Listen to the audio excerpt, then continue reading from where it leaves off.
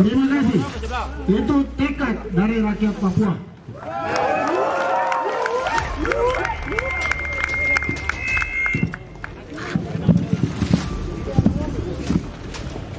Jadi supaya teman-teman semua tahu,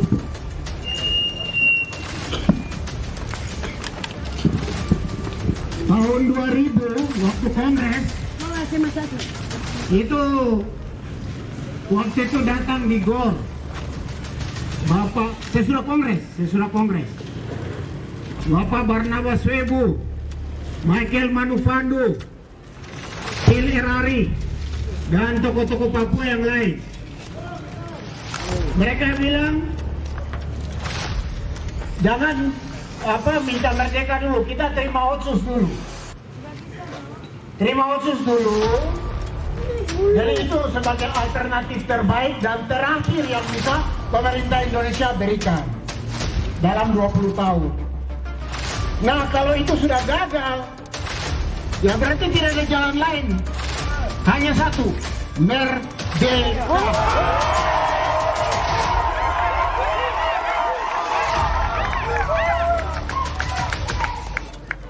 Kemudian kemarin Don sudah kasih otsus 20 tahun. Mungkin teman-teman semua ingat yang Indonesia punya program keluarga berencana. Don bilang 2 anak saja cukup supaya berhasil. Nah, jadi sama kemarin otsus juga 2 provinsi saja supaya berhasil. Kemarin berhasil kan tidak? Nah, kalau 2 provinsi saya sudah tidak berhasil, apalagi bikin provinsi banyak.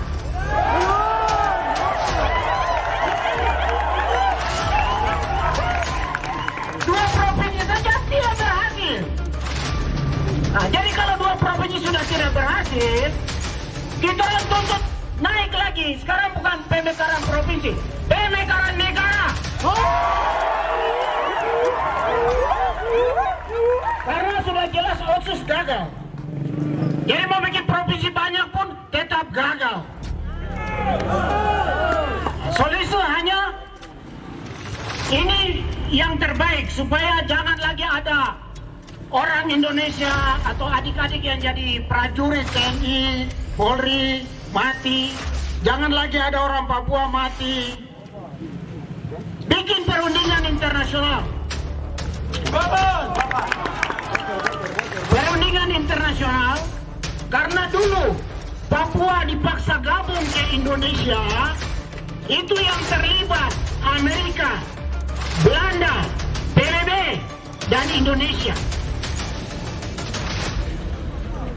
Jadi kalau dulu melibatkan 3 negara, Indonesia, Amerika, Belanda, terus lembaga internasional PBB, berarti sekarang juga perundingan melibatkan Amerika, Belanda, Indonesia, dan bangsa Papua, PBB.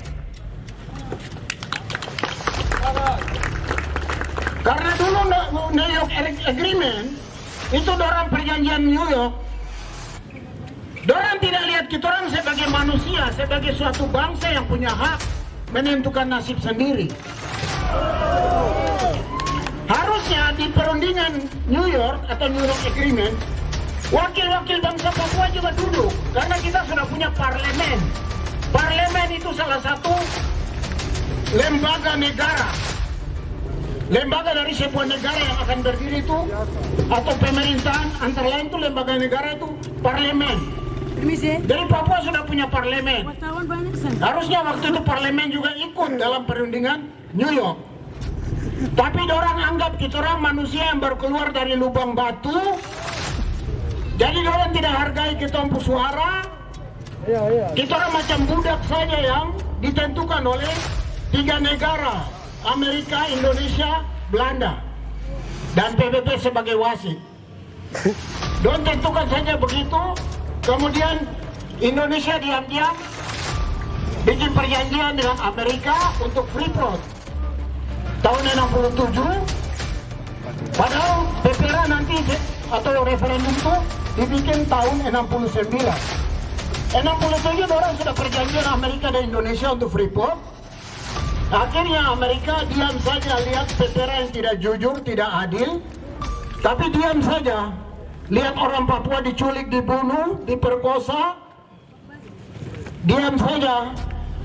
Dan mereka yang dulu dalam anggota Pepera, karena waktu itu saya punya bapak sebagai wakil Bupati Jayapura dan beliau terlibat di panitia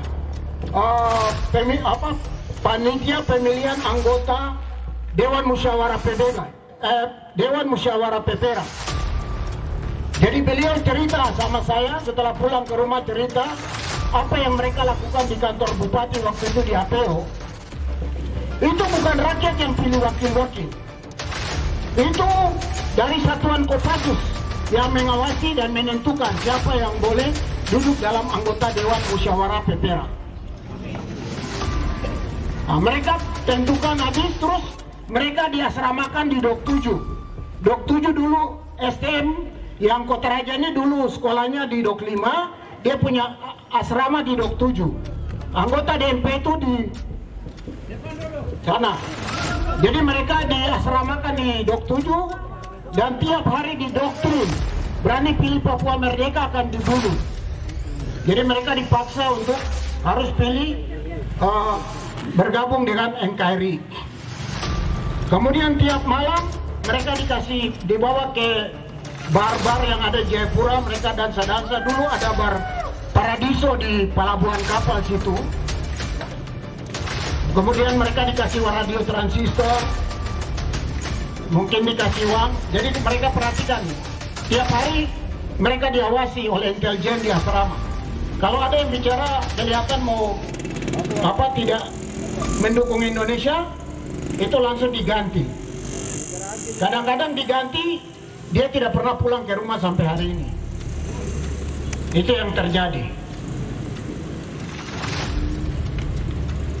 Jadi sudah terlihat bahwa kita orang selama ini dianggap sebagai budak yang tidak punya suara. Sekarang ini kita orang sudah sekolah, sudah sadar, kita orang punya hak untuk bersuara. Jadi kalau memang Indonesia tidak mau serahkan kedaulatan secara cuma-cuma, ya bikin perundingan internasional supaya orang Papua juga berhak bicara tentang nasibnya atau masa depannya. Jadi teman-teman, kalau kita orang takut berbicara, takut bersuara karena takut masuk penjara, tidak akan pernah kita orang bisa merdeka. Kita orang harus berani. Sekalipun masuk penjara, itu bagian dari perjuangan secara damai. Nah, jadi teman-teman ada dua pilihan dalam perjuangan. Kalau yang mau masuk militer, bergabung dengan orang tua di akar pohon, di hutan. Yang mau berjuang dengan damai, kita orang ada dalam kota, tetap dengan damai. Tidak boleh dengan kekerasan. Jadi saya himbau teman-teman, kalau ada yang mungkin bawa alat tajam atau punya senjata yang berbahaya, tolong itu disingkirkan, jangan dibawa lagi. Karena kita berjuang dengan damai, tidak punya niat pukul orang, bunuh orang, tidak ada. Kita orang hanya berteriak, bersuara, tetap tuntut kita punya hak dengan damai. Jadi tidak ada pikiran membunuh atau apa. Jadi tolong kalau ada yang bawa senjata tajam, sudah amankan, jangan lagi bawa gabung di sini. Sebab jangan sampai nanti ada yang lihat, aduh teman-teman dapat susah. Itu ditangkap, dibilang bawa senjata tajam. Dan karena 1-2 orang ini mengganggu kita semua punya tujuan berjuang dengan damai. Jadi jangan karena 1-2 orang bawa senjata mengganggu yang lain punya aspirasi yang damai ini. Jadi tolong kalau ada yang niat begitu sudah, tolong jangan gabung, tinggal saja. Yang tetap aksi itu yang dengan damai, tidak bawa senjata. Juga adik-adik yang sudah terpengaruh minuman, saya mohon dengan hormat, tolong jangan gabung sudah. Sebab nanti gampang terpancing. Orang buang kata-kata yang bikin emosi, langsung emosi, baku pukul, akhirnya kita orang punya tujuan sampaikan aspirasi damai tidak tercapai. Sebab ini dengan damai. Ya saya pikir kalau dengan damai, Bapak polisi punya tugas mengawal di jalan supaya kita tiba dengan damai di tempat tujuan aspirasi. Sampaikan aspirasi dengan damai, sudah selesai, Bapak polisi bantu kami transportasi pulang supaya tidak ada kerusuhan. Sebab ini tujuan damai. Indonesia katanya negara demokrasi. Kalau di Jawa boleh demo dengan damai, di Papua juga boleh. Begitu. Jadi kita harap bapak-bapak tolong supaya teman-teman yang di Waena, di Expo, diizinkan untuk mari bergabung dan kami dengan damai menuju ke DPR.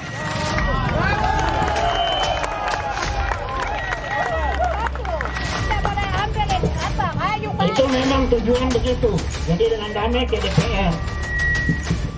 Seperti dulu tidak ada di sana, tetapi tujuan. Jadi teman-teman, untuk berjuang dengan damai kita tetap harus nekat, tapi dengan damai, tidak dengan bersenjata. Kalau yang senang main-main keras ya silakan gabung dengan orang tua di gunung, di hutan sana akar pohon. Itu yang aliran keras punya.